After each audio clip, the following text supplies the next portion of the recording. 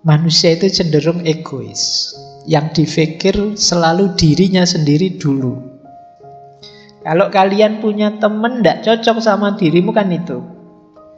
Aku yang pergi, aku tidak cocok. Atau kalau bisa ya dia tak usir saja, tak bikin tidak kerasan biar pergi. Karena kalian ingin hidup ini sesuai bayanganmu, sesuai skenariomu.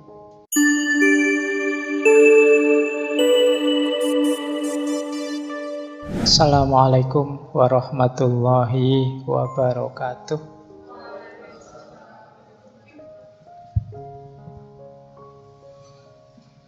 Bismillahirrahmanirrahim. Alhamdulillahirabbil alamin.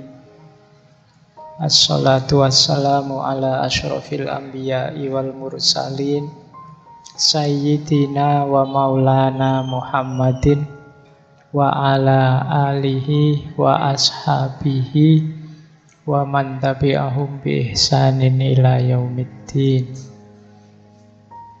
Amma ba'du. Bismillah teman-teman. Mari kita lanjut lagi ngaji kita, belajar bersama kita setiap malam Kamis. Mari kita atur niatnya, kita tata. Malam hari ini kita melanjutkan belajar tentang moral, tentang akhlak, tapi melalui para filosof barat modern. Jadi ya nanti pada saatnya kita lanjut lagi dengan para filosof muslim, kemudian dari tradisi filsafat Nusantara, mungkin juga dari tradisi filsafat Timur, dan seterusnya. Biar wadah kita tambah luas. Karena amanat kita hidup di muka bumi ini, kalau sebagai seorang muslim itu kan tidak hanya sebagai hambanya untuk mengabdi, tetapi juga sebagai khalifahnya untuk mengelola kehidupan di muka bumi ini. Nah, kita belajar malam hari ini dari seorang filosof yang terkenal sekali dengan teorinya tentang otherness. Otherness itu teori tentang orang lain. Ini nanti mungkin akan ada banyak kritik-kritik terhadap tradisi filsafat barat sebelumnya. Bismillah ya, nama beliau Immanuel Levinas. Beliau ini muridnya Husserl, pengagumnya Heidegger. Nanti filsafatnya banyak dipengaruhi oleh dua orang ini, meskipun belakangan dia benci sekali dengan Heidegger karena Heidegger ini pro-Nazi. Baik, itu latar belakangnya ya. Cuma malam hari ini kita tidak sibuk di situ, kita sibuk belajar saja tentang salah satu gagasan beliau yang dikenal sebagai etika tanggung jawab. Ini pikiran beliau agak khas, agak berbeda dengan para filosof yang lain. Nanti di belakang saya jelaskan relevansinya. Ada satu konsep dalam Islam itu yang sangat mirip dengan konsep yang digagas oleh Levinas ini. Nah, Levinas ini murid yang baik. Murid yang baik itu bisa mengkritik gurunya, melanjutkan gagasan gurunya. Saya tidak tahu teman-teman malam hari ini termasuk murid yang baik apa tidak. Mungkin kalian paham aja sulit gimana ngeritiknya. Ya ora apa-apa lah, sing penting sinau nyari barokahnya ilmu ya. Karena siapalah kita, apalah kita, ilmu itu kan bagian dari rezekinya Allah. Kalau malam hari ini kok belum nangkep berarti belum rezekinya. Ada yang dapat rezeki lebih banyak daripada yang saya sampaikan. Teorinya sih cuma ini saja. Terus kalian, wah berarti bisa ke sana ya Pak, cocok dengan situasi ini. Kalian lebih luas mengembara pikiranmu. Itu yang disebut barokah. Dapat lebih banyak daripada yang diupayakan. Nah, Levinas ini mungkin jenis murid yang ilmunya barokah. Jadi dia bisa mengembangkan gagasan gurunya secara luar biasa. Dia mengkritik gurunya. Pertama dia ngeritik Husserl. Ya kritiknya panjang. Saya tidak yakin kalian kalau baca bukunya paham. Saya juga menangkapnya general saja, tidak detail. Jadi intinya Husserl ini kata Levinas masih terperangkap dalam logika subjek-objek. Jadi saya subjeknya, terus ada objek yang dibaca masuk dalam kesadaranku. Ini kata Husserl penyakitnya para filosof modern. Dia merasa superior, jadi subjek, kemudian apa saja yang di luar dirinya diperlakukan jadi objek. Jadi nanti kalau dilanjutkan, ya kalau barang mikrofon ini subjek jadi objek, saya subjeknya. Itu saya naikkan, saya turunkan, dia tidak bantah, ikut saja. Kan enggak, terus saya naikkan terus dia protes turun sendiri kan enggak.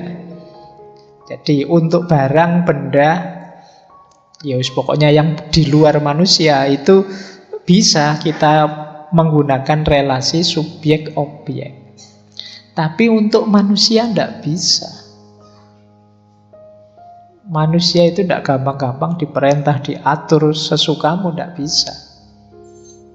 Jadi relasinya bukan subjek-objek, tapi subjek ketemu subjek.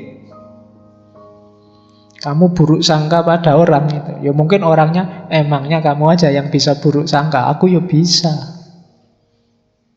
Kamu maki-maki saya, loh aku ya bisa maki-maki. Beda sama laptop ini tak maki-maki misalnya, laptop kok kayak gini, ini tahun berapa ini bikinnya, kamu ngupdate sedikit lah kamu ini, dia diem aja. Tapi kalau takmirnya yang saya marahi tentang laptop ini, dia bisa balas.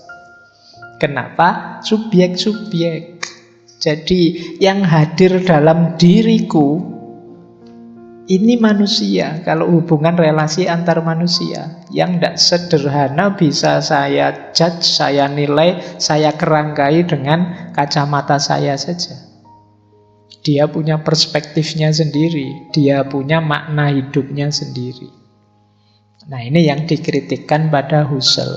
Husserl sudah benar, tidak mau banyak teori, pokoknya objek dimasukkan dalam diri kita, dipahami apa adanya. Tapi Husserl agak lupa bahwa dalam ranah etika ini objeknya manusia, yang tidak sesederhana kalau kita memahami barang atau benda. Ya misalnya minuman ini ya, saya ndak minum sampai nanti dia diam saja. Saya minum sekarang dia juga diam saja. Kalau ndak percaya bisa dicek. Gak haus. Bismillah.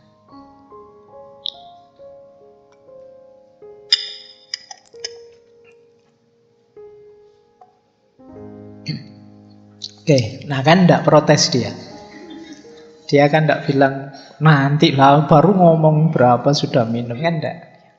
Dia juga tidak teriak-teriak, ayo minum lah, sudah ada, nanti dingin loh, enggak. Yang bilang mungkin teman-teman takmir atau teman-teman, ayo Pak segera diminum.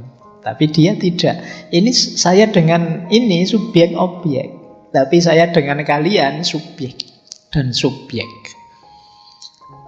Baik, ini kritiknya pada Husserl. Dia terus ngeritik juga pada, itu salah nulisnya Heidegger bukan Habermas. Itu salah nulis. Kenapa bisa salah nulis? Karena saya subjek juga, manusia juga. Jadi kalau tidak bisa salah ya namanya bukan manusia. Apa kritiknya pada Heidegger? Heidegger bilang Levinas bilang Heidegger ini terlalu fokus pada aspek mengada. Heidegger ini kan wanti-wanti kita, ayo kita jadi manusia yang otentik. Dasein. Apa adanya seperti kita. Jangan jadi manusia yang tenggelam dalam kerumunan. Jangan jadi manusia yang tidak punya jati diri. Jangan jadi manusia yang tidak eksis. Ini kan teori besarnya Heidegger. Nah, dia terlalu asik di situ sampai lupa bahwa sampai di level apa kita itu harus mengada, eksis. Ini kalau tidak hati-hati membuat orang jadi egois. Mikir dirinya sendiri, tidak peduli dengan orang lain. Jadi eksis punya jati diri bagus, tapi jangan lupa kita juga hidup bareng orang lain. Saya kan memang passionnya musik, Pak. Saya ingin eksis jadi pemusik, jadi saya akan main musik terus. Ya enggak apa-apa, tapi jangan lupa kalau kamu latihan musik, apalagi malam-malam, tetanggamu juga butuh tenang. Tidak serta-merta kamu hanya mikir ingin mengada saja, melupakan yang lain. Baik. Saya kan tidak ingin ditelan oleh kerumunan, ditelan oleh tenggelam. Saya harus jadi diri saya sendiri misalnya. Iya, tapi kamu hidup dengan orang lain. Pertimbangkan juga hadirnya orang lain. Itulah etika. Jadi Levinas mengkritik Heidegger, mengada bagus, tapi jangan lupa etikanya. Dia mengkritik Husserl, sudah bagus kita tidak terlalu banyak teori, memahami sesuatu apa adanya, tapi jangan lupa ketika berhadapan dengan manusia, dia tidak pasif. Jadi bukan subjek objek, tapi subjek dan subjek yang ketemu. Ini dasar fenomenologinya. Jadi memang Levinas ini dikenal juga termasuk bermadhab fenomenologis. Dulu pernah kita bahas dua tokoh besar fenomenologi, Husserl dan Heidegger ini. Tinggal kalian cari rekamannya. Tadi sudah sampai sesi 372 ya. Lumayan lah ya, kalian sekarang setahun penuh bisa setiap hari satu ngaji filsafat. Sudah lebih sedikit, setahun kan 365, itu masih ada sisa sedikit lah. Jadi lumayan sekarang, sehari satu sudah bisa. Oke, itu kalau tidak nganggur. Ayo kita lanjutkan. Nah, sekarang kita lihat kenapa sih etik jenis tanggung jawab ini penting. Jadi etika tanggung jawab ini dalam pikirannya Levinas adalah jawaban atas kecenderungan manusia yang egois. Manusia itu cenderung egois, yang dipikir selalu dirinya sendiri dulu. Kalau guru saya dulu kalau memberi ilustrasi, contohnya manusia itu selalu egois kalau pas nonton foto bareng-bareng. Kalian kan selalu nyari diri kalian sendiri dulu. Iya kan? Jadi kamu mesti nyari fotoku dulu yang mana, kan tidak mungkin temanmu. Nah, itu ciri paling gampang bahwa orang itu egois, yang dipikir dirinya sendiri dulu. Nah, cuma ini kalah dengan orang yang mencintai. Orang yang mencintai itu bisa saja dia yang dicari foto yang dia cintai dulu.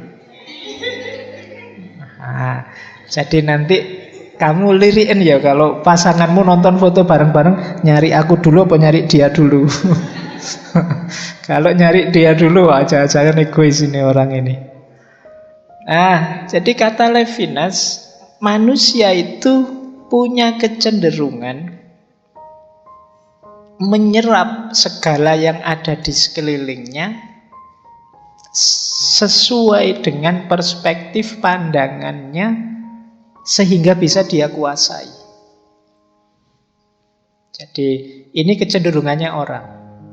ingin menguasai segala sesuatu di luar dirinya. Dia ingin jadi yang ngontrol semua yang ada di sekelilingnya. Ini yang membuat orang kadang-kadang sok tahu, sok bisa, sok mampu, sok kuasa. Kita itu kalau sudah di wilayah kita itu kan merasa menguasai segala di sekeliling kita.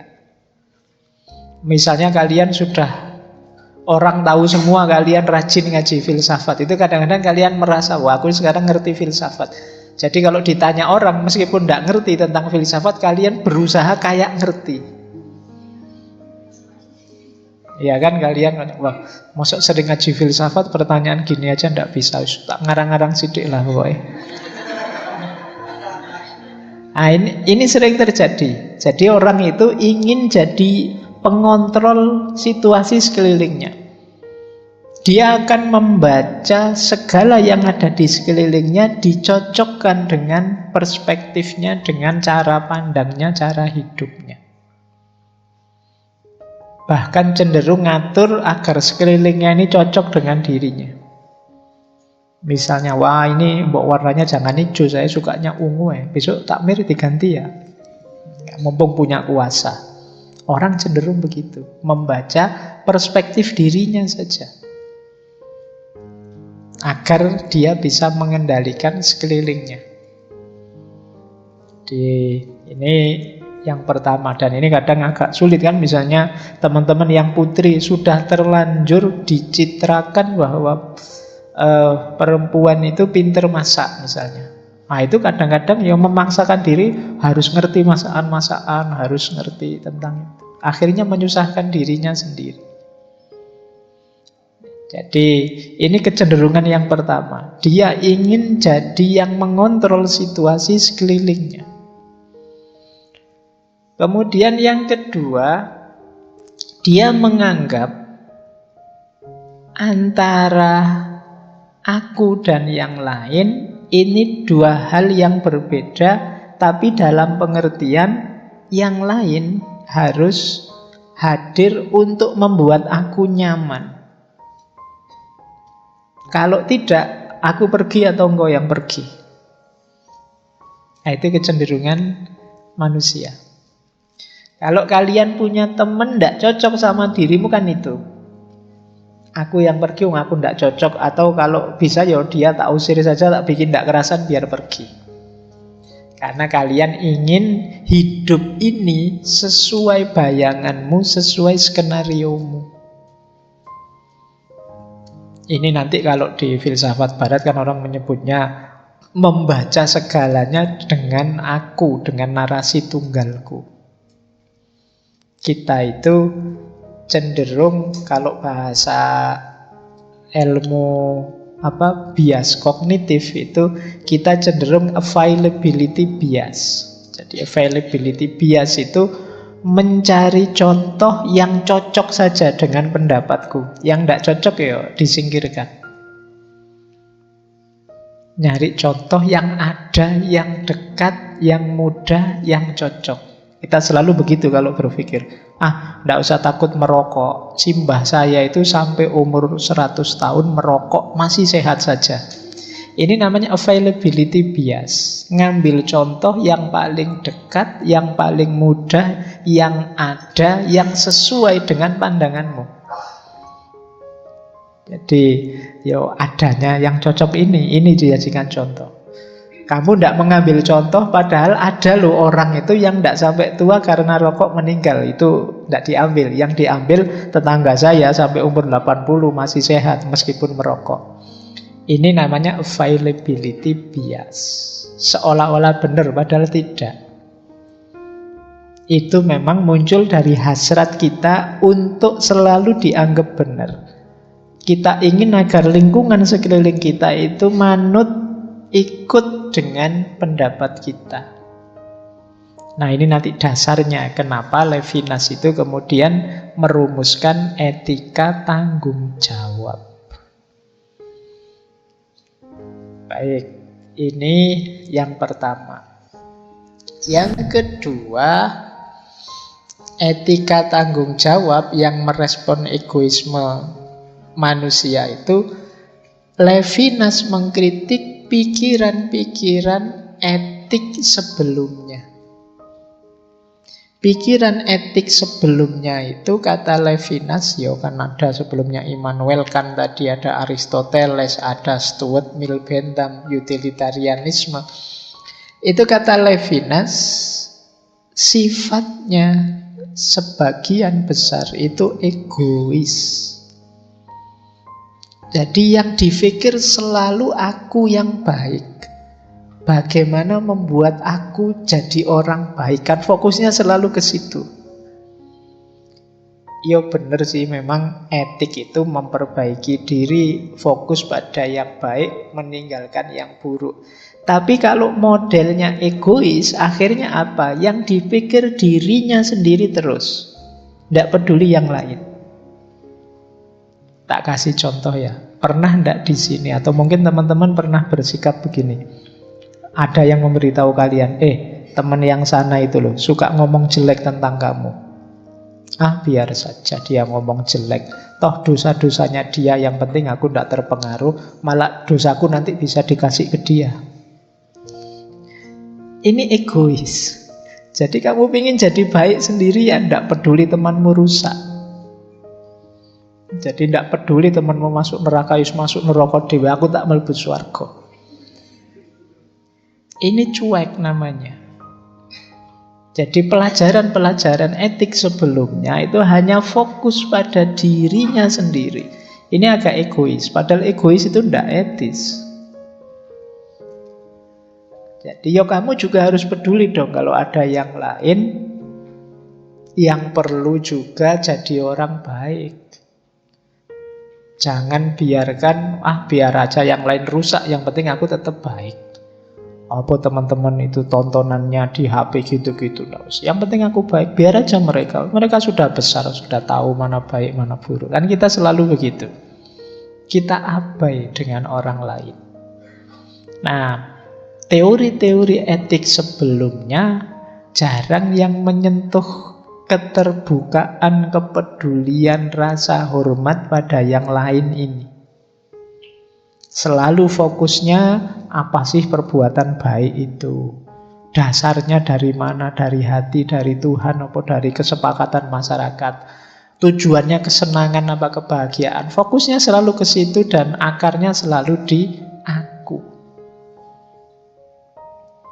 Nah, sekarang Levinas menawarkan etika tanggung jawab, yang isinya adalah membuka diri, silahkan yang lain hadir sesuai kenyataan dirinya apa adanya.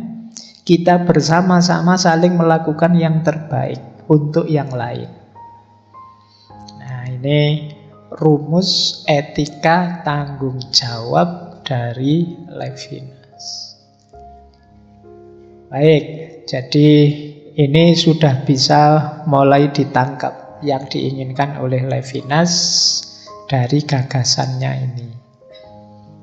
Kita lanjutkan. Nah, ini tadi yang disebut etika wajah tadi. Ethic of face. Jadi wajah itu ya bukan berarti yang kelihatan muka ini. Maksudnya kehadiran orang lain. Jadi etika wajah itu begitu ada orang hadir di depan kita, itu kan kita dipaksa harus merespon. Kita kan tidak bisa diam saja. Di kamar misalnya kamu sedang asik-asik, tidak pakai baju, dengerin musik, santai-santai kelekaran, temenmu datang notok pintu, hadir, wajahnya di depan wajahmu sekarang, itu etika wajah. Jadi ini kan menurut kamu respon. Mungkin kamu cepat-cepat, waduh, ambil baju, musik dimatikan, sampah-sampah dibersihkan sebentar, terus kamu baru buka pintu karena hadir temanmu. Jadi kehadirannya dia menuntutmu harus melayani dia, merespon dia. Ini yang disebut etika wajah. Gitu loh. Jadi kayak kalian misalnya tadi kesini misalnya bayangannya tidak ketemu temanmu yang itu, tiba-tiba ketemu, itu kan kamu harus merespon. Bayanganmu ngajinya mungkin gerimis-gerimis ini tidak banyak, waduh kok banyak orang, nah, mungkin kamu beda lagi. Bayanganmu macam-macam. Hadirnya orang lain itu mau tidak mau menuntut kita untuk merespon. Disinilah nanti akan diuji kita itu seorang yang beretika atau tidak. Ada orang yang sejak awal memang menutup diri, tidak menerima hadirnya yang lain. Itu orang-orang abai tadi, orang cuek tadi. Orang lain hadir peduli amat urusan-urusan dia sama saya urusanku. Aku, dia. Ini tidak etis. Atau dia hadir di depanku harus ikut aturanku. Dia ada di depanku harus menyesuaikan dengan keinginanku. Dia akan aku nilai, aku baca sesuai perspektifku. Ini juga kalau versinya Levinas tidak etis. Kita memaksa dia untuk berubah sesuai dengan kacamata kita. Atau kita menilai, memvonis dia dengan kacamata kita. Nah, inilah makanya etikanya disebut ethic of face, etika wajah. Karena ini kebalikannya kemarin di Sartre. Kalau Sartre itu kan hell is other people, orang lain itu neraka. Berarti apa? Orang lain ini menghalangi kebebasanku. Aku jadi tidak bebas gara-gara ada orang lain. Tapi di Levinas justru kunci kebaikanku sebagai manusia ada pada orang lain.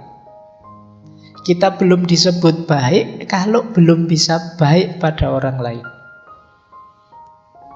Ini sama-sama filosof, sama-sama dari barat, tapi pikirannya bisa berbeda.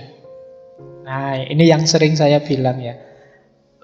Filsafat, gagasan-gagasan filosofis itu kita harus tahu menempatkannya secara pas. Nah, kalau Sartre tadi itu kan konteksnya kebebasan. Manusia itu butuh bebas mengembangkan diri, merancang hidupnya, menentukan keinginannya, yang kadang-kadang dihalangi oleh orang lain. Saya ingin duduk paling depan, tapi sudah didului teman-teman, akhirnya tidak bisa. Saya ingin duduk paling belakang, yang depan sudah kosong, terpaksa harus ke depan. Nah, ini kan orang lain menghalangiku. Kayak di kampus itu kan biasanya yang penuh kursi belakang duluan. Nah, kamu mau masuk kelas, saya nanti duduk di belakang saja. Begitu masuk, lu sudah penuh yang belakang. Terpaksa harus duduk di depan. Itu kan bahasanya Sartre kan masuk hell is other people. Orang lain itu ternyata neraka. Akhirnya saya duduknya pas di depan dosennya. Aduh. Jadi, kalau versinya Levinas ini enggak. Justru hadirnya orang lain adalah ujian bagi kita sejauh mana kita itu orang baik. Ya mungkin kalian yang di dalam kelas, begitu ada temanmu masuk terlambat, Mas mau duduk di belakang apa di depan? Kalau di belakang silahkan, saya tak pindah ke depan, kamu orang baik. Jadi kamu memperhatikan kepentingan, kebutuhan dia tidak dari perspektifmu, tapi dari perspektifnya dia. Inilah yang dimaksud ethic of face. Jadi etika tentang wajah.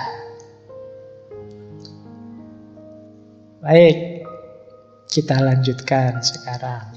Kita mulai dengan prinsip-prinsip etika tanggung jawab. Yang pertama adalah prinsip menolak totalisasi. Menolak totalisasi itu, mudahnya menganggap semua orang sama dengan perspektif kita. Jadi kita tidak peduli dia mikirnya bagaimana. Pokoknya kita kategorikan dia sesuai pikiran kita. Kita menggunakan standar yang sama untuk semua orang. Ini namanya totalitas. Jadi kita mereduksi orang dalam kerangka pemikiran kita. Ini namanya totalitas. Padahal kata Levinas, kita dan orang lain itu harus ditegaskan bahwa kita ini berbeda. Jadi orang lain itu punya jati dirinya sendiri, punya keinginannya sendiri. Orang lain itu punya hasratnya sendiri, punya cara hidupnya sendiri, punya cara pandangnya sendiri. Nah, ini yang sering dilupakan orang. Kita itu sering usil dengan cara hidup orang, pandangan hidup orang, gaya hidup orang. Usil kita di mana? Kita menggunakan kerangka berpikir kita untuk memvonis dia. Ini tidak etis, katanya Levinas. Ini yang disebut totalitas. Jadi ini termasuk jenis kekerasan pada orang lain. Jadi kan sering kan ada kasus-kasus semacam ini. Ada budaya tertentu yang tidak dihargai, dilecehkan, kemudian rame, viral, jadi kasus tertentu. Nah ini kenapa? Karena melakukan totalisasi tadi. Ya kita memang manusia yang punya prinsip, punya kebenaran, punya kerangka berpikir. Tapi orang lain juga punya, yang tidak selalu sama dengan kita. Kita membaca orang lain dengan kacamata kita, ya tentu saja tidak pas, tidak cocok. Mentang-mentang saya tidak suka tidak suka kopi, misalnya saya bilang, Takmir, tidak usah nyediain kopi lah, teh saja lah, lebih sehat kok. Atau air putih saja lah ya minggu depan, air putih itu lebih sehat. Dokter juga bilang begitu. Ini namanya totalisasi. Memperlakukan orang lain secara sama. Semuanya dengan perspektif kita yang satu itu. Ini namanya totalisasi. Mari semuanya mengikuti saya ngaji filsafat. Ngaji filsafat ini penting loh. Ini nanti misalnya itu promosi. Nah, ini juga kalau tidak mempertimbangkan masing-masing orang bisa masuk totalisasi. Apa iya semua orang butuh filsafat misalnya? Apa iya semua orang punya passion di situ misalnya? Oh, tapi ini penting kok Pak. Ini induknya semua ilmu, ibunya semua ilmu. Kita sering promosi begitu. Ya, boleh saja kita menjelaskan begitu, tapi kalau kita memaksakan orang harus begitu, namanya totalisasi. Untung itu tidak ada yang tanya kalau ibunya filsafat, bapaknya siapa. Kok punya anak banyak sekali ilmu-ilmu. Oke, jadi prinsip pertama ini berarti apa? Orang yang melakukan totalisasi itu tidak etis.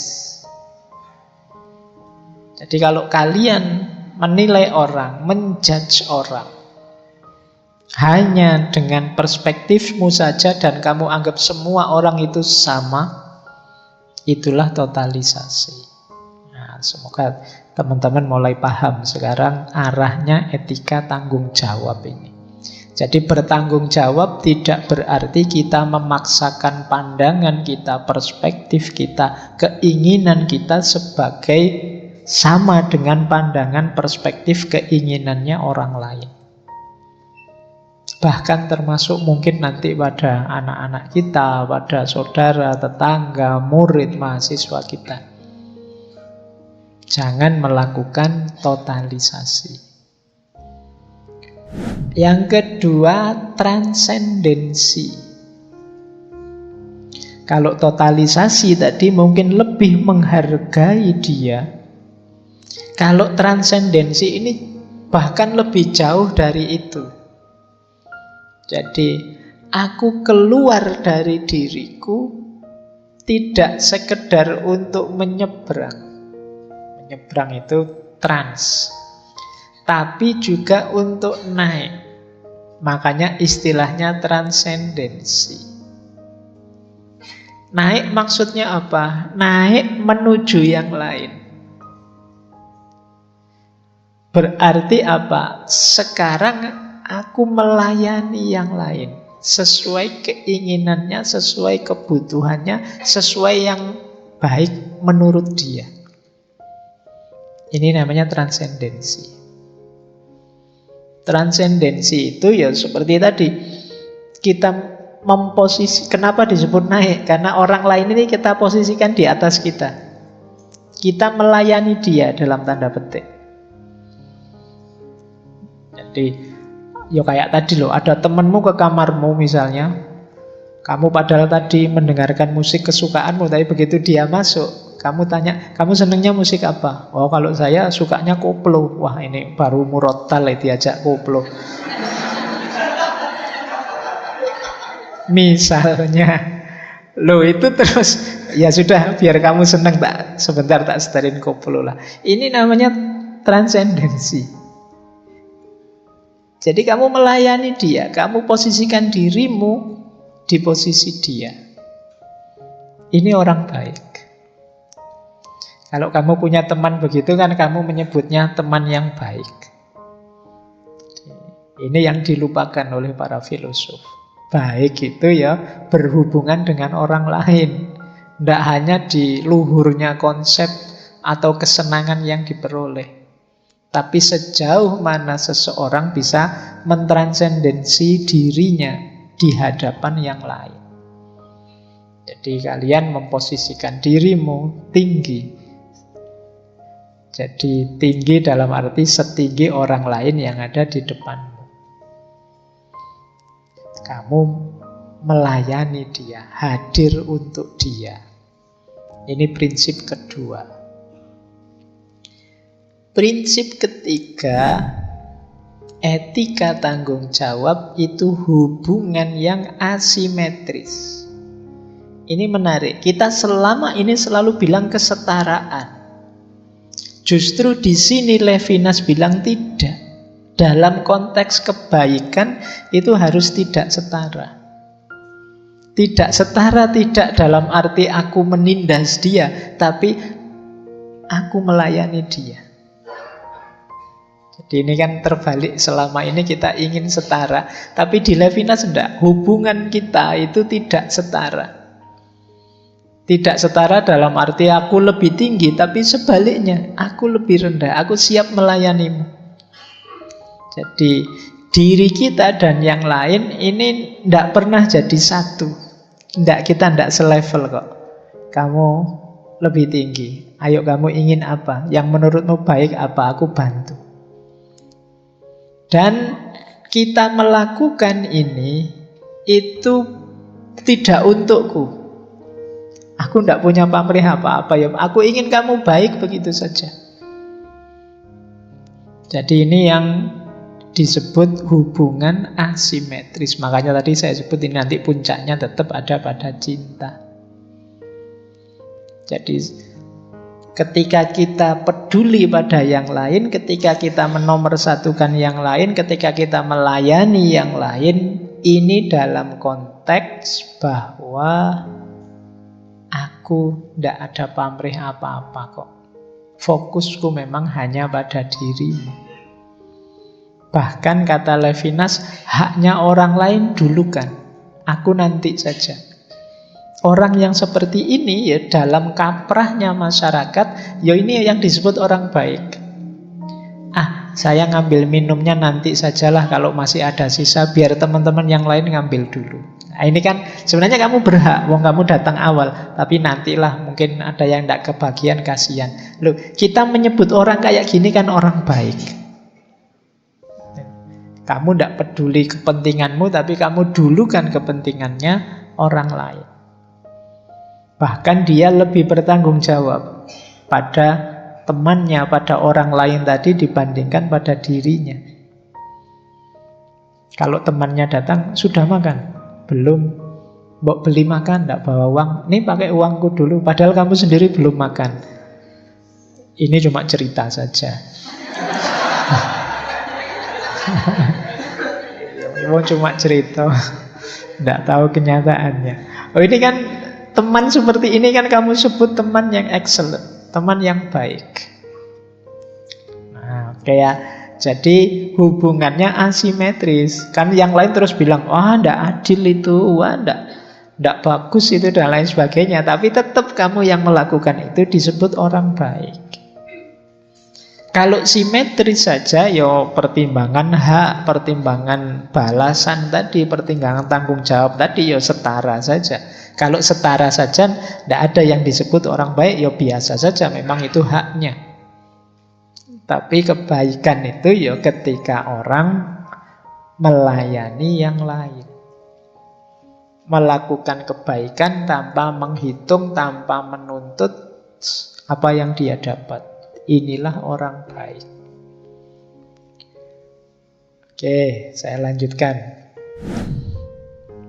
Makanya ada pernyataan yang terkenal sekali dari Levinas. Kalau kita semua sama, terus apa yang akan kamu lakukan dengan mereka yang berbeda? Kalau semua orang kamu anggap sama, lah yang berbeda terus mau diapain? Tidak dihitung, tidak dianggap manusia. Tidak dianggap orang yang benar dan yang baik. Baik, ini ya kalau kamu pakai standar yang sama, kalau kamu pakai kacamata yang sama, kalau kamu pakai teori yang sama, lah terus orang yang berbeda mau kamu sikapi bagaimana? Wong orang itu masing-masing unik kondisi situasinya. Oh, ini masuk. Ini menarik, ada konsep, ini masih dalam bahasa Inggris. Belum tak terjemah. Dia punya nulis buku tentang escape. Escape itu lari. Dia punya teori ada kalanya kita harus lari dari diri kita. Escape is the need to get out of oneself. Jadi kita butuh sekali-sekali keluar dari diri kita. That is to break that most radical and unalterable binding of change. Jadi untuk memecahkan ikatan rantai yang paling dasar dan tidak bisa diganti. The fact that the I is oneself. Jadi untuk misah aku dengan diriku itu ada kalanya kita perlu lari. Lari ini keluar dari diri kita. Untuk sadar bahwa kebenaran itu tidak hanya yang ada di kepala kita. Untuk sadar bahwa kebijaksanaan itu tidak selalu seperti yang ada di bayangan kita. Ada kalanya kita perlu keluar dari diri kita sebentar. Itu namanya escape.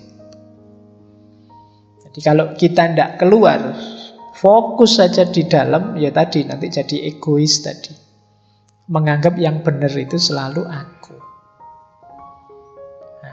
Jadi ini salah satu teori, salah satu buku yang ditulis oleh Levinas tentang melarikan diri, tentang escape. Ya basa Jawane minggat. Ya, minggat dari diri kita sendiri. Jadi dalam rangka apa? Ya meluaskan pandanganmu, wawasanmu, kejumutanmu, kekatak dalam tempurunganmu. Itu kamu harus lari dari dirimu. Biar ngerti. Kalau pakai bahasa anak-anak hari ini kan ya pikniknya yang jauh. Jangan deket-deket saja. Jangan dari kampus kos. Yo sekali-sekali muter-muter dikit lah. Biar tahu sekitar-sekitar. Karena kadang-kadang orang itu kan begitu dapat langganan warung enak satu, terus fanatik, tidak mau nyoba-nyoba yang lain. Padahal mungkin yang lain ada yang lebih enak. Pakai teori escape ini ya. Saya memang mengidolakan itu, tapi sekali-sekali escape lah. Siapa tahu ada yang lebih enak. Siapa tahu ada yang lebih bagus. Nah, ini teori dari Levinas tentang escape. Baik, ini masih panjang meskipun sudah quote. Kamu kamu tadi sudah alhamdulillah, sudah quote, sudah mau selesai. Ternyata masih panjang. Baik, kalau dirangkum, proses etika tanggung jawab ini yang pertama diawali dari totalitas tadi ya. Ketika kita menganggap semua sama, kita harus beranjak dari situ, yaitu menuju infinity. Infinity itu kita anggap semua orang berbeda. Kita hargai setiap orang dalam perbedaannya. Makanya istilahnya infinite, tidak terbatas. Jadi dari totalitas menuju infinity. Kita wujudkan dalam bentuk rasa tanggung jawab. Ingin orang lain ini jadi baik. Ingin orang lain ini terpenuhi kebutuhannya. Ingin orang lain ini puas, senang, bahagia. Ini namanya tanggung jawab. Dari situ nanti pasti muncul kebaikan. Jadi kebaikan itu muncul ketika rasa tanggung jawab kita pada yang lain bangkit. Bukan rasa cuek, bukan rasa ingin mendominasi. Jadi diawali dari totalitas, kita beranjak ke infinity, setelah itu ke responsibility, baru kita ketemu the good. Kita ketemu kebaikan. Ini ringkasnya teori etiknya Levinas. Nah, caranya bagaimana menemukan kebaikan itu, tadi dia menjelaskan melalui rasa tanggung jawab. Jadi berarti apa? Untuk mencapai kebaikan, kita orientasikan diri kita pada yang lain tadi. Jadi kita persembahkan diri kita pada yang lain. Biarkan yang lain masuk ke dunia kita, menempatkan dirinya di atas kita. Jadi memang bayangannya Levinas itu kalau ada orang datang wajahnya tampil di depan kita, ini dia di atas kita. Di atas kita itu maksudnya dia ini memaksa kita untuk merespon. Memaksa kita untuk bersikap. Ini kan orang di atas kita berarti. Jadi kita ditempatkan sebagai pelayannya dalam tanda petik.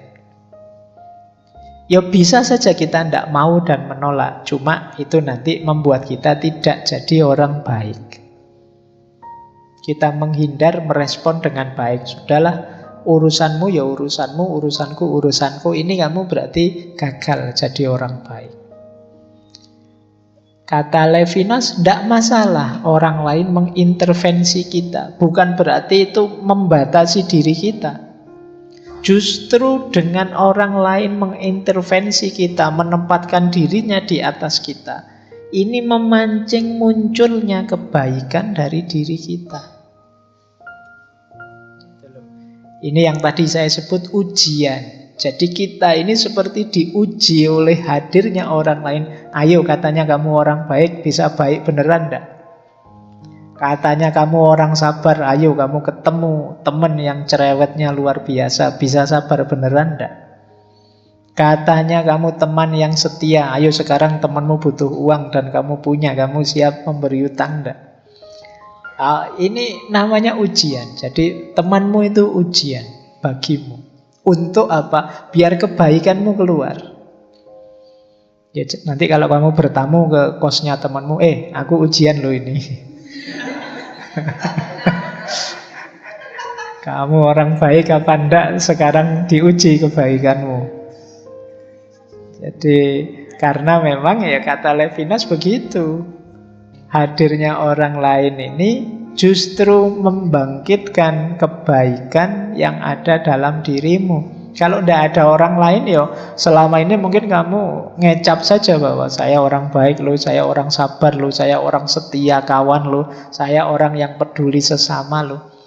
Itu kan cuma di khotbahnya saja. Ayo coba kenyataannya sekarang ketemu orang lain beneran.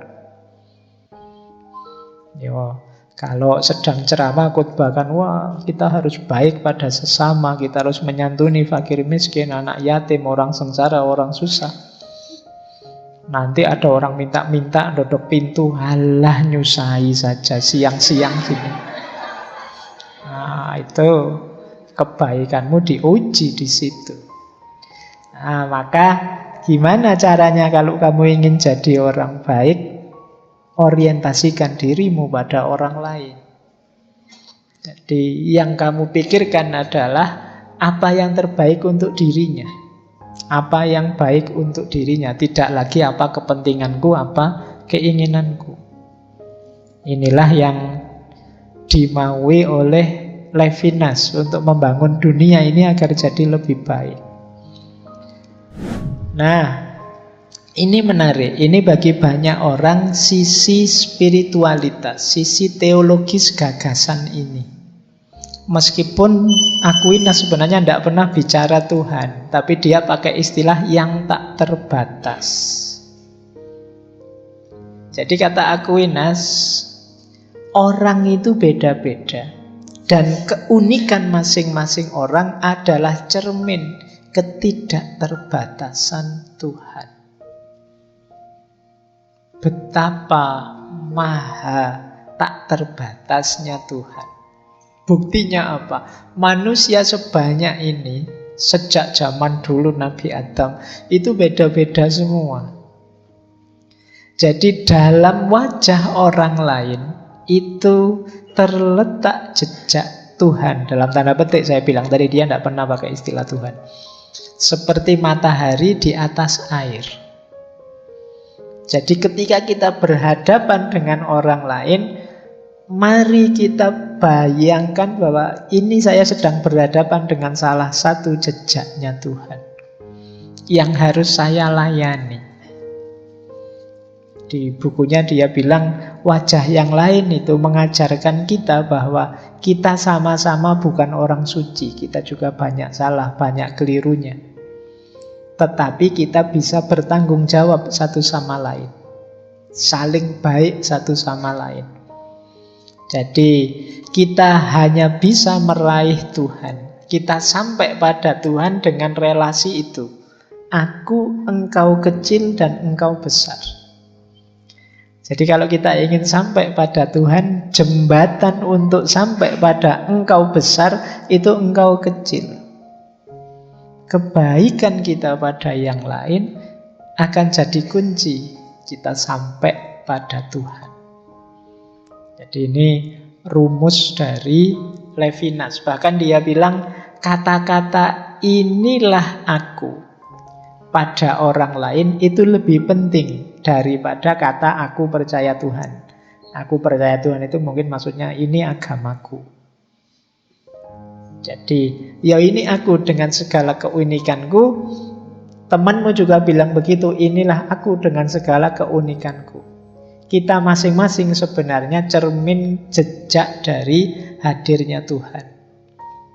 Maka kita melanjutkan untuk saling baik. Aku baik padamu karena engkau yang lain bagiku. Dia juga baik padaku karena aku adalah yang lain bagi dia.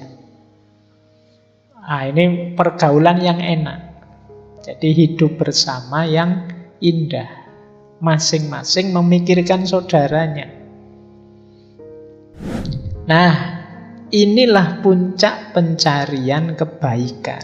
Jadi puncaknya kebaikan adalah kesadaran tadi bahwa yang lain adalah jejaknya Tuhan. Perjalanan kita menuju Tuhan itu tidak kok langsung menuju Tuhan, tapi belok pada sesama. Jadi karena Tuhan menyentuh kita, berhubungan dengan kita melalui wajah yang lain tadi.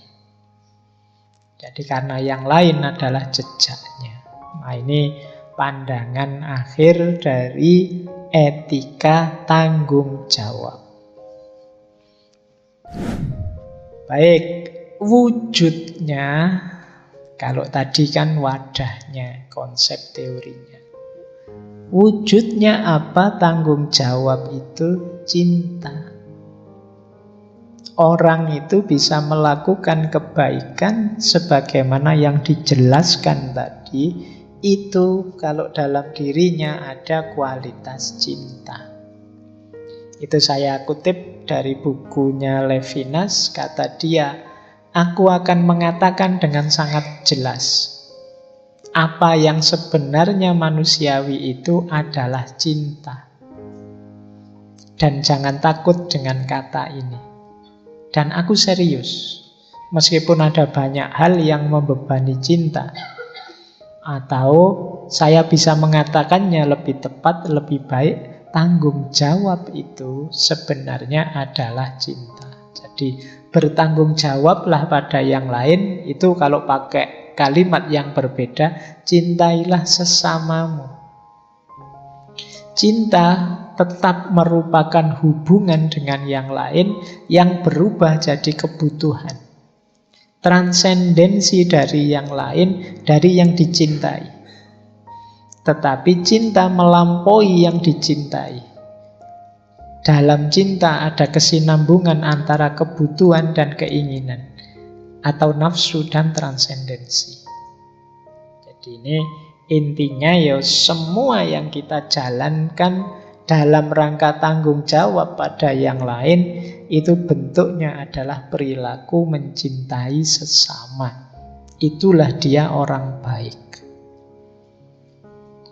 Oke, sebelum nambah quotes yang terakhir, tadi kan belum ya, tadi saya singgung sedikit. Jadi konsep semacam ini kalau dalam ilmu akhlak, dalam Islam, itu namanya isar. Jadi isar itu pengutamaan yang lain. Dan ini banyak sekali cerita-cerita, banyak sekali contoh-contoh bagaimana umat-umat terdahulu itu mengembangkan perilaku isar ini. Mengutamakan yang lain, bukan dirinya sendiri. Kadang-kadang dirinya sendiri juga perlu. Kalau pakai kalimatnya Al-Quran, wa yu'siruna ala anfusihim walau kana bihim khassasah. Saya lupa kalau nggak salah Al-Hasyr ayat 9 atau berapa, nanti tolong dicek. Jadi mengutamakan yang lain meskipun dia sendiri juga penuh kebutuhan. Ini ayat ini turun, kalau nggak salah ada ceritanya. Biar saya cerita ya, terakhir-terakhir. Ada seorang sahabat Ansor namanya Abu Tolha. Jadi satu ketika ada dua orang tamu yang perlu makan. Sebenarnya tamu ini pertama yang menemui Rasulullah. Rasulullah kebetulan di rumahnya tidak ada apa-apa kecuali minum saja. Akhirnya Rasulullah tanya pada para sahabat, wahai sahabat, ada ndak yang bisa memberi makan dua tamu kita ini? Tidak ada yang angkat tangan kecuali Abu Tolha ini. Abu Tolha ini sebenarnya ya orang miskin, tapi dia siap menjamu dua tamu ini. Dia jamu, pulang, tanya istrinya, wahai istriku, ada makanan apa? Tidak ada apa-apa, hanya ada makanan untuk bayi kita ini. Akhirnya sama Abu Tolha, sudahlah gini saja, bayi kita disusui saja sampai tidur, nanti makanannya disuguhkan pada tamu, kita pura-pura saja makan. Nah, akhirnya disuguh dua orang ini ya. Tuan rumahnya pura-pura makan, mungkin ya sambil kelondang-kelonding, tapi tidak ada apa-apanya. Nah, yang makan dua tamunya. Nah, setelah itu turun ayat ini, yang ada kalimat walau kana bihim khossoso, yang di situ ada, di riwayatnya ada cerita bahkan Allah sampai tertawa, senang melihat perilaku sahabat Ansor ini. Nah, ini salah satu contoh yang disebut isar. Isar itu membuat kita dicintai Allah, dicintai sesama pasti, kemudian hidup jadi indah. Bareng-bareng dengan teman yang semacam ini kan enak, indah. Di situ kita bisa merasakan nikmatnya hidup bersama. Nah, yuk kita mulai latihan ya untuk tidak egois. Karena hari ini saya melihat banyak sekali orang-orang yang hanya kepentingannya saja. Hanya kebenaran, kebaikannya saja yang dipedulikan, tidak peduli orang lain. Nah, ini dicontohkan kan sejak, tadi saya bilang sejak zaman Rasulullah juga banyak cerita-cerita yang konotasinya adalah pengutamaan yang lain. Bahkan ada satu cerita yang saya ingat itu, ada 30 orang ulama ini satu ketika mungkin melakukan perjalanan bersama, tapi roti yang mereka bawa ini tidak cukup.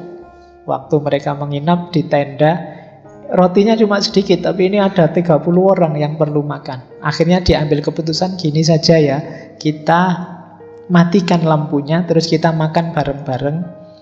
Terserah siapa yang dapat roti ini, yang kebagian, yang tidak kebagian, ya tidak apa-apa, tidak masalah.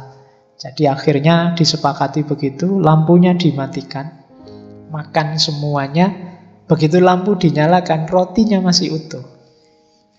Karena masing-masing menunggu, biarlah temanku saja yang makan, aku tidak makan, tidak apa-apa. Akhirnya rotinya masih utuh. Ya bandingkan dengan kalian misalnya.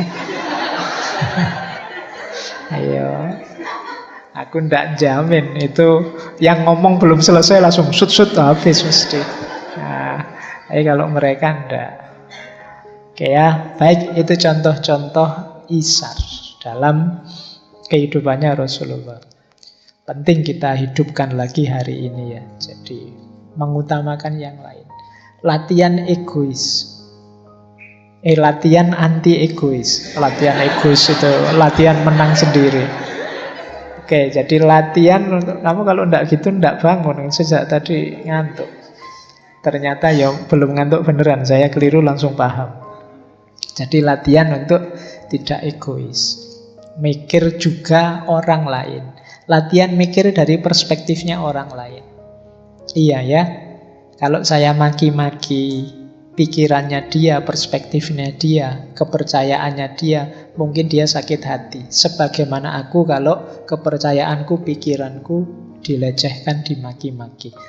Berarti aku tidak usahlah maki-maki. Tidak setuju ya tidak setuju saja, tidak pakai maki-maki. Nah, ini kemampuan seperti ini mungkin hari ini kita perlu banyak. Beda pilihan tidak masalah kok. Mungkin dia pertimbangannya beda, aku pertimbangannya beda. Tidak perlulah saling menyakiti, saling menyusahkan. Tidak perlu dengki. Gembira kalau yang kubu sana susah, atau susah kalau kubu sana sukses. Jadi kita nikmati hidup bersama yang penuh kepedulian antar sesama kita. Nah, ini nanti akan jadi, saya bilang tadi, kita akan dicintai Allah, kita akan dicintai sesama. Hidup akan jadi indah. Ini mungkin sebentar lagi kita akan mengalami betapa sumpeknya cara berpikir yang sangat egois ini. Apalagi tahun depan ketika sudah mau pilihan-pilihan presiden lah, pilkada dan lain sebagainya. Ayo latihan ya berpikir yang tadi, tidak sekedar love of wisdom tapi wisdom of love. Jadi kita bijaksana lewat jalur cinta.